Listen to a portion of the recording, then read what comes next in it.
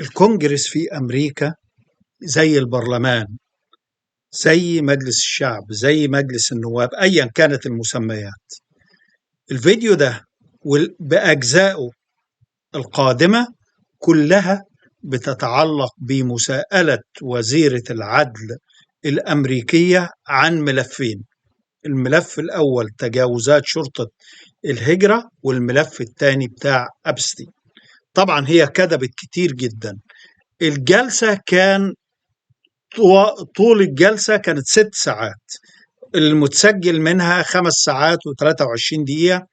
أنا طب خلصت، كانت النهاردة 11 فبراير، كانت الجلسة النهاردة طوال 5 ساعات، 6 ساعات كاملة، اللي كانوا تحت القسم 5 ساعات و23 دقيقة.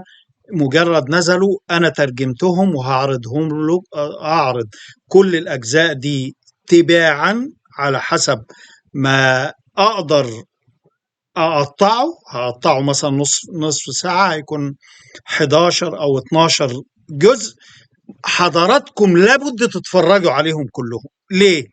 عشان تشوفوا مدى رقابة السلطة التشريعية على أعمال الحكومة اللي هي مش موجودة عندنا خالص. الديمقراطية هي دي اللي انتوا هتشوفوها في هذه الأجزاء. أرجو أن حضراتكم تشوفوها، لأن مهما اتكلمت لا يمكن هتشوفوا ردود الأفعال والسؤال والإجابة والحاجات دي كلها مهمة جدا إن حضراتكم تشوفوها.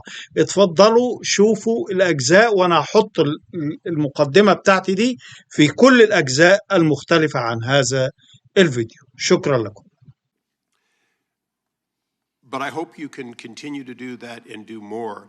And I say so for a reason, because much of this hearing will be about Minneapolis and other places in which the backlog of criminal aliens, including in my home state of California, people who have hurt other people who have victimized their communities, is extensive. And although the overall number through adjudication may be going on, because of places like my home state, California, you're unable to apprehend people that my sheriffs want apprehended. They desperately want to cooperate, and they're prohibited by law. It is this committee's opinion on this side of the aisle that, in fact, you should be given the ability to demand that participation, and that the release of a known criminal not be considered to be acceptable just because a state or city has declared itself a sanctuary. I want you to opine on just one thing that I think has been misunderstood. As I said earlier, you create and maintain those judges that adjudicate these cases. You also support so many that, in fact, have to make decisions as judges.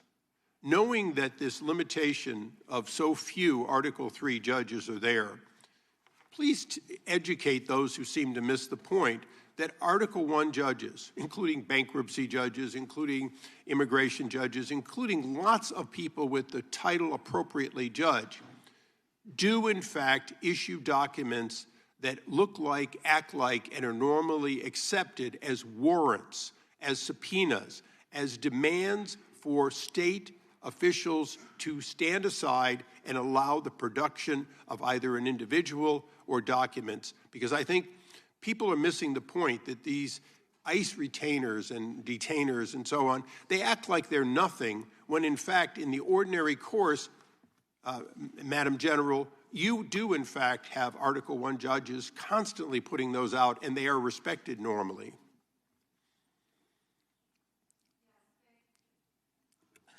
Thank you, Congressman, for talking about all the great judges. And if I could add one thing to that, we are always recruiting and looking for judges. So please reach out to our office for these judges who are handling all these very important matters. We've even added some JAG officers as immigration judges. Thank you. And so we're continuing to do that, but we're always seeking qualified lawyers as well to be part of that. And thank you for highlighting that. Congressman. Thank you. I yield back. Gentleman yields back. The gentlelady from Washington is recognized. Thank you, Mr. Chairman. Good morning, Attorney General Bondi, right here. We are joined in this room by some of the thousands of survivors from Jeffrey Epstein's horrific sex trafficking ring. They have shown such incredible courage in speaking out, in demanding accountability to bring the predators and pedophiles to justice. The Epstein Files Transparency Act required your Department of Justice to disclose the perpetrators connected with Epstein's criminal activities and to redact the information of survivors to protect their identities. Let me show you what actually happened. First, in violation of the law, your department has shown a pattern of redacting the names of powerful predators. Here behind me is one example of an email from Epstein to a man whose name was redacted. The email reads, quote, "Where are you? Are you okay? I loved the torture video." Only after members of Congress demanded that we see the unredacted files did the world learn the name of this individual, Sultan Ahmed bin Sulayem, the chairman and CEO of a company that had financial ties to President Trump's business and personal ties to Trump's advisor, Steve Bannon. Second, the survivors were not similarly protected, also in violation of the law. Here is another email titled Epstein Victim List. We have blurred the names of the survivors for their protection, but your Department of Justice initially released this list of 32 survivors' names with only one name redacted, along with numerous files that disclose not only the names, the emails, and the addresses of survivors, but also nude photographs and even the identities of Jane Does who had been protected for decades until your department released their names. Survivors are now telling us that their families are finding out for the first time that they were trafficked by Epstein. In their words, quote, "This release does not provide closure. It feels like a deliberate attempt to intimidate survivors, punish those who came forward, and reinforce the same culture of secrecy that allowed Epstein's crimes to continue for decades." To the survivors in the room, if you are willing, please stand. And if you are willing, please raise your hands if you have still not been able to meet with this Department of Justice. Please know for the record that every single survivor has raised their hand. Attorney General Bondi, you apologized to the survivors in your opening statement for what they went through at the hands of Jeffrey Epstein. Will you turn to them now and apologize for what your Department of Justice has put them through with the absolutely unacceptable release of the Epstein files and their information?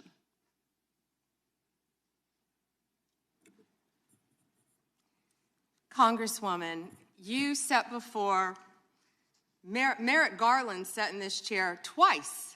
Attorney General Bondi, No, can I finish my answer? No, I'm going to reclaim my time because I asked you a specific question that I would like you to answer, which is, will you turn to the survivors? This is not about anybody that came before you. It is about you taking responsibility for your Department of Justice and the harm that it has done to the survivors who are standing right behind you and are waiting for you to turn to them and apologize for what your Department of Justice has done. Members get to ask the questions, the witness gets to answer in the way they want to answer. The Attorney General can that's respond. not accurate, Mr. Chairman. Because she doesn't like the answer. Time. So, Mr. Chairman, why I have asked didn't a she question. ask Merrick Garland this?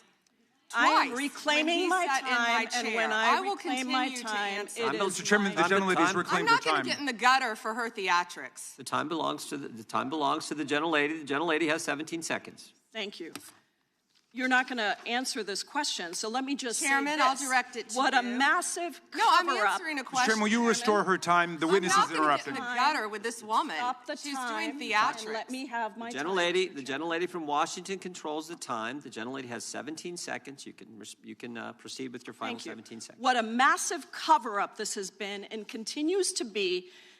Donald Trump made the release of the Epstein files the center of his political campaign because he thought it would benefit him. Then you got into office, Attorney General, claimed to have a client list, only to then say that there was no list. Your deputy, Todd Blanche, met alone with Ghislaine Maxwell and transferred her to a minimum security prison. And now you continue the cover-up. And I wish that you would turn around to the survivors who are standing right behind you and on a human level apologize. The chair now recognizes the chair. And what you have done.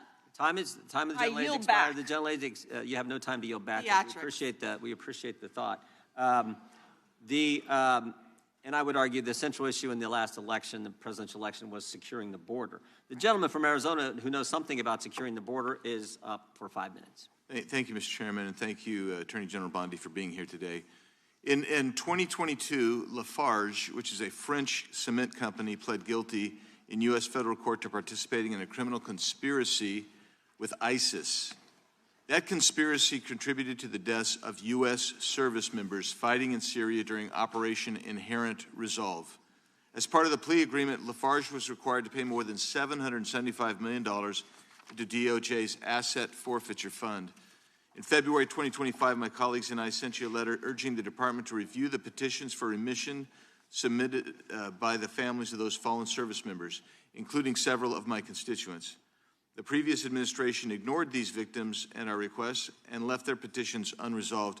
My question for you on this particular issue is if you're willing to work to ensure those families that their petitions will be reviewed and brought to a resolution. Congressman, we are aware of that, and we're committed to doing everything we can to support the victims and work with you. Thank you for that question. Yeah, appreciate your answer. And now let's go to something that is also pressing that I've been working on for years, and this is the FISA Section 702 and Arctic frost. In January 2025, you testified before the U.S. Senate and agreed with Senator Lee that, quote, anytime an American citizen's private communications are intercepted or stored, whether through incidental collection or otherwise, those communications should not be searched without some showing of probable cause. Close quote. You still hold that view today, I assume? Yes.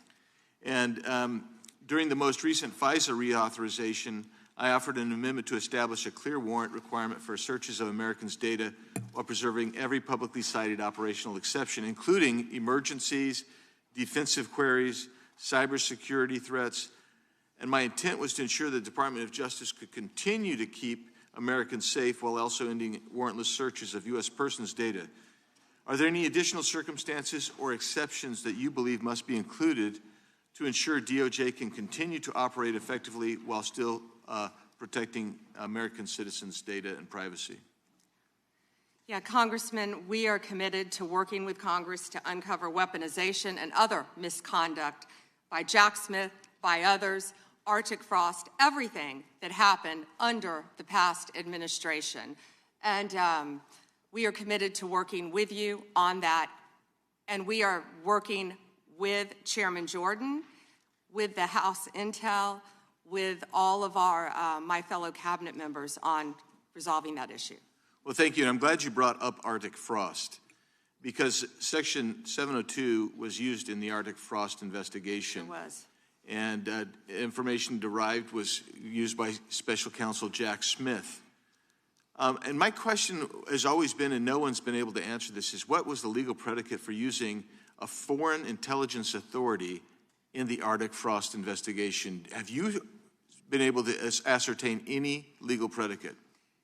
Congressman, what I can tell you today is that has been referred to my office. I can't discuss anything regarding that because it is very active and ongoing. And you probably can't answer this one either, but I really want to know if Section 702 queries related to that matter involved members of Congress, which we know at some level it did, congressional staff, which we know at some level did. We've heard that journalists or other U.S. persons not suspecting of acting as foreign agents were also caught up in that. Can you answer that question and say whether queries did cover all those groups I just identified? It is a very active pending investigation within my office. However, I believe many members of Congress have stated that their phones were part of Arctic frost. We are well aware of that, and we are taking this very seriously, and this is a very active investigation. And I would keep going and say, if any member of the Democrat Party, if any of them, if that had happened to them, we would take that just as serious as we do. And they should be jumping up and down, screaming, supporting you and what you want to do, because this should be a bipartisan issue. Well, I hope it is a bipartisan issue. You know, I'll just leave with these last couple of questions, which I'm sure fall into the same investigation privilege. But that's this: how many such queries were actually conducted overall? This is outside Arctic frost in the prior year by the FBI or other intelligence community, and particularly, we really need to know what were the legal standards applied. Did they use probable cause? Did they use reasonable articulable suspicion? Or did they have no individualized suspicion and just were gathering up information? And that's beyond the investigation regarding Arctic frost. I don't expect you to have that information today, but if you can help get that information so we can understand the extensive nature of this continued misuse of 702, it would be very particularly helpful. And it was extensive. Yes, Congressman. Thank you. Time of the gentleman has expired. I have a UC, Mr. Chairman. And that is the gentlelady from Texas. I ask unanimous consent to enter into the record. El Paso airspace reopened after FAA quickly rescinds 10-day flights restriction. This was published by the Texas Tribune on February 11th, 2026, and it says it was because of an impasse with the DOD over the use of unmanned military aircraft and not triggered by Mexican cartel drones. Without objection. Point of order, Mr. Chairman. I didn't hear back about the second round of questions. I assume that's not happening. I just want to be able to assure the members, certainly on my side, if not both sides, that's not a point of order. No, that every member will get 5 minutes with the witness. Will there be 5 minutes for each? Yeah, you get 5 minutes. Yeah. With the witness. Okay, very good. Yeah. Okay. And are you up next? Gentleman from New York is recognized. Mr. Chairman, I want to begin by acknowledging the survivors of Jeffrey Epstein's horrific abuse who are in the room with us today. I want to thank all of you for your bravery in speaking out. And I want to say that you and the other survivors of these heinous crimes deserve better from this Department of Justice. In particular, it is shocking that the department did not redact the names of Epstein's victims, but it did redact the names of their abusers. I don't know whether this was done out of incompetence or whether it was deliberate and malicious. But either way, it is completely unacceptable. Even more troubling, the DOJ has failed to bring any of these perpetrators to justice. Instead, it has engaged in a relentless pursuit of Donald Trump's perceived enemies. I want to focus on just one example. The Attorney General of my home state of New York, Tish James. This DOJ has been hell-bent on securing an indictment against Ms. James for something, anything, simply because she held Donald Trump's companies accountable for years of financial fraud. And indeed, the department manufactured an investigation against her for alleged, quote, mortgage fraud.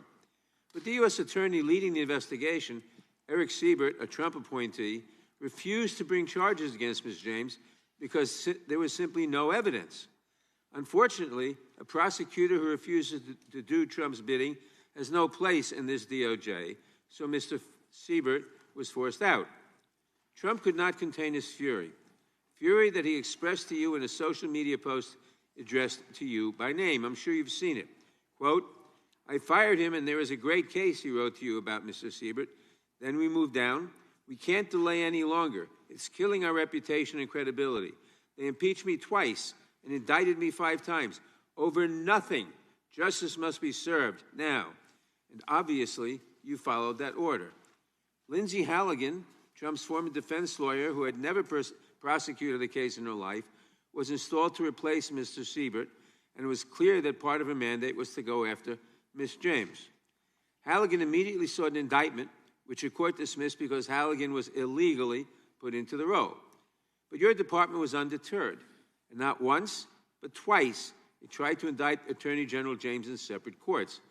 Both grand juries rejected you and refused to indict her. It is practically unheard of for a grand jury to refuse an indictment. In 2016, it happened in just 6 cases out of over 150,000 offenses. And you had it happen twice in the same week, in 2 different courts. That must have been humiliating. And now there are reports that you are continuing to investigate her. The amount of resources that have gone into targeting Attorney General James, months of investigations, multiple failed indictments, is astounding.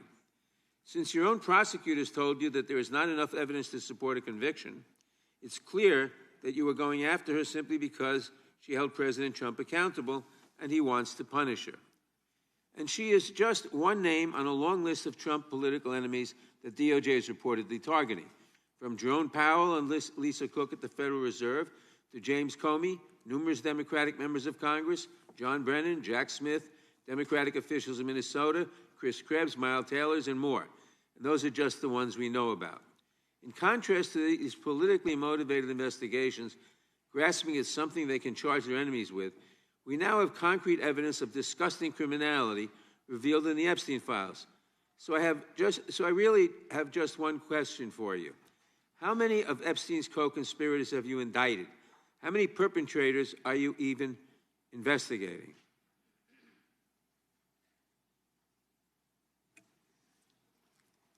First, you showed it. I find it. How many have you indicted? Excuse me. I'm going to answer the question. Answer my question. No, I'm going to answer the question the way I want to answer the question. No, Your you're going to answer theatrics the are question ridiculous. the way I asked it. Chairman Jordan, I'm not going to get in the gutter with these people, but I'm going to answer the question. How many have you indicted?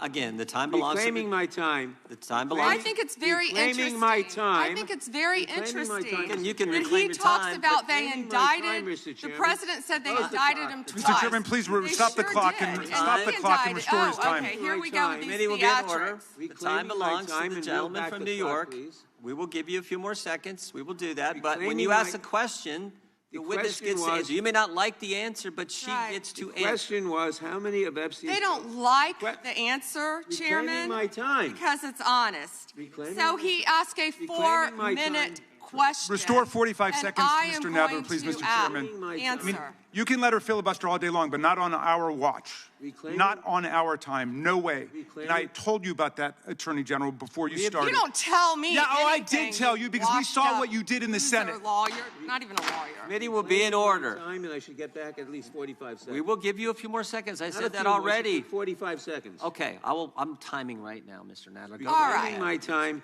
The answer to my question, how many of Epstein's co-conspirators has she indicted, is 0. You have been the Attorney General for a whole year, and your DOJ fired the lead prosecutor of this case, sat on evidence this entire time, and claimed falsely last July that there were no more leads. It took an act of Congress for you to finally release part of the Epstein files, and when you did, you included personal information about the victims while protecting the names of abusers. Time of the gentleman None has of the perpetrators expired. have been brought to justice, but enormous resources Time have been of the dedicated gentleman to has pursuing Trump's expired, enemies. and It's obviously clear there that was- under your leadership, the Department of Justice There no was longer no works question for American in there. people. It works Order for Donald respond to. Trump. I yield back. The gentleman yields back. May I answer? I think our next questioner, Madam Attorney General, is going to give you time to respond to Thank you, Chairman. all kinds of things. So we will turn to the gentleman from Texas for 5 minutes. Ms. Bondi, you go right ahead. I'm over here. The time is yours. Thank you. First, he brought up the president saying they indicted me twice. They sure did. They tried to impeach him twice, and you, Mr. Nadler, were one of the leads on the impeachment. I was on the other side. I lived that with you. During impeachment, you said the president conspired, sought foreign interference in the 2016 election. Robert Mueller found no evidence, none, of foreign interference in 2016. Have you apologized to President Trump? Have you apologized to President Trump, all of you who participated in those impeachment hearings against Donald Trump? You all should be apologizing. You sit here and you attack the president, and I am not going to have it. I'm not going to put up with it. You know, all they want to do, the American people need to know this. They are talking about Epstein today. This has been around since the Obama administration. This administration released over 3 million pages of documents, over 3 million, and Donald Trump signed that law to release all of those documents. He is the most transparent president in the nation's history. And none of them asked Merrick Garland over the last 4 years one word about Jeffrey Epstein. How ironic is that? You know why?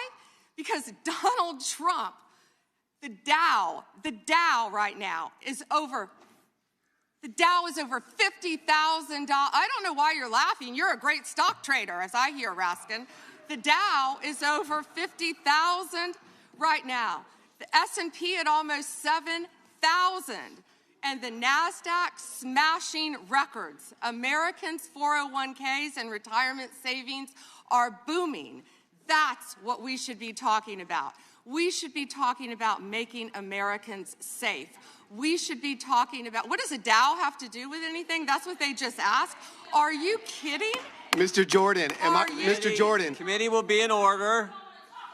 Mr. Jordan, am I going to get an extra 45 seconds added to my time? The committee will be in order. The time belongs to the gentleman from Texas. Ms. Bondi, the Attorney General can respond.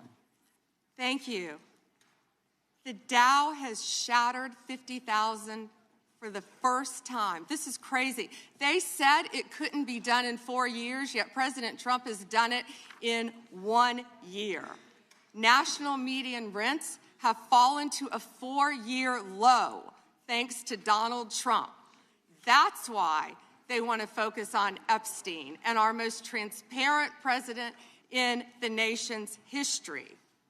The murder rate, as I said, has plummeted to a 125-year low thanks to Donald Trump. For an unprecedented 9 straight months, there were 0 illegal border crossings at the southern border. That's what we should be focused on. All the great work that this president has done and will continue to do to keep America safe and to make Americans safe.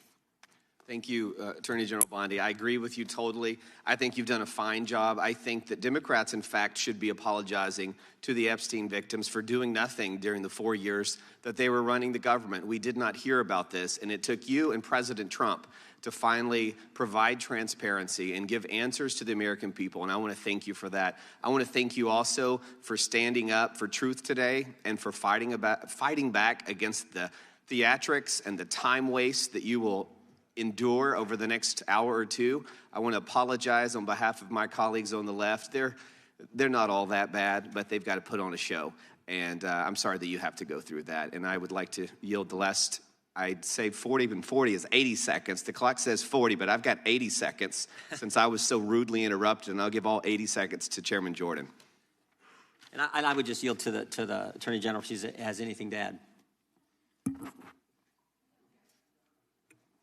I'm fine to continue. Thank you, Chairman. All right, the chair now recognizes, the gentleman yields back. The chair recognizes the gentlelady from California.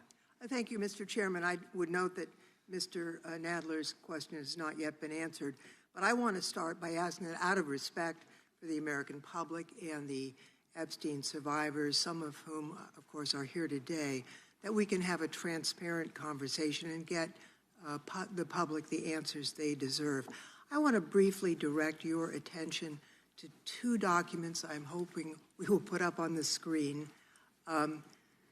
In the first, an individual emails Jeffrey Epstein asking whether a woman identified as M was pro or civilian, and Epstein responds that she was a civilian, Russian, and fun. In the second email, Epstein writes to Steve Tisch about a Ukrainian girl, noting that she was, quote, a little freaked out by the age difference and stating that he would try to convince her not to return to Ukraine. He then instructs Mr. Tisch to call him, adding, I don't like records of these conversations. So I'd like to ask a straightforward question that really is either a yes or no answer. Do these emails constitute credible evidence, not proof, but credible evidence warning further investigation into whether Steve Tisch was involved in Epstein's criminal conduct? Do you think yes or no? I'm not going to play a yes-no game with you, but I will answer the question to the best of my ability.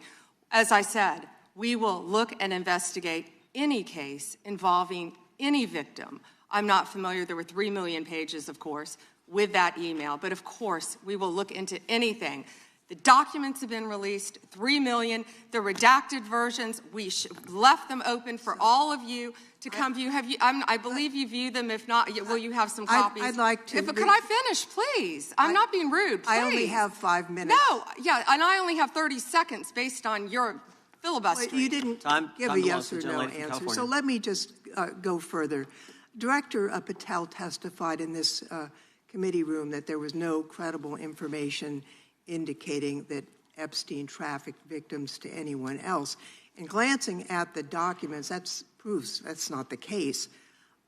In July, your department issued a memo stating that it had conducted an exhaustive review of the Epstein files and concluded that no additional individuals would be charged. So I did go over to the Department of Justice yesterday. I would note that 400 and all our 35 members are in the House, and there's 4 computers. So it would take many months to actually have the time. I only had a few hours. I think the transparency argument is really kind of a sham because it's not really possible. Whoa. Did you have to wait to get a computer? It is not possible to really go in.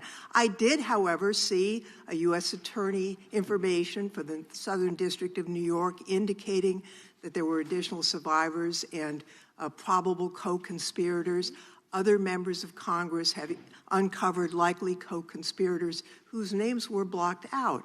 Now, the Epstein File Transparency Act, which all but one member of this House voted for and the President signed, requires the Department to release everything except that it needs to be redacted to protect the victims or an ongoing prosecution, which apparently there is none from the testimony we have received. I am concerned that this act has not been fully complied with. When Director Patel came to the committee, he admitted that up to 1,000 FBI agents had gone through the files and redacted President Trump's name from them.